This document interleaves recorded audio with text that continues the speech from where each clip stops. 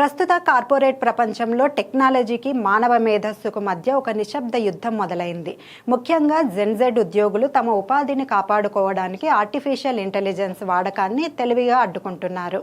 దీనినే నిపుణులు సైలెంట్ సబాటేజ్ అని పిలుస్తున్నారు.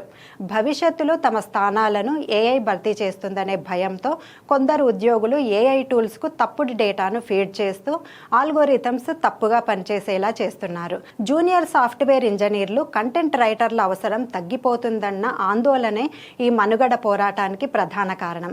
అయితే కంపెనీలు కేవలం సాఫ్ట్వేర్ను మాత్రమే కాదు, ఉద్యోగుల ఆలోచన విధానాన్ని కూడా అప్గ్రేడ్ చేయాల్సిన సమయం ఇది. ఏఐ అనేది మనిషికి ప్రత్యామ్నాయం కాదు, కేవలం పని భారాన్ని తగ్గించే ఒక సాధనం మాత్రమేనని భరోసా కల్పించాలి. 2030 నాటికి కార్పొరేట్ విజయం అనేది ఏఐ, మనిషి మధ్య ఉండే సమన్వయంపైనే ఆధారపడి ఉంటుంది. మార్పును చూసి భయపడకుండా కొత్త నైపుణ్యాలను అందిపుచ్చుకుంటూ టెక్నాలజీని మనిషి తన ఎదుగుదలకు నిచ్చెనలా వాడుకున్నప్పుడే నిజమైన అభివృద్ధి సాధ్యమవుతుందని, మనిషి ప్రాధాన్యత లేని ఏ సాంకేతికత అయినా అసంపూర్ణమే.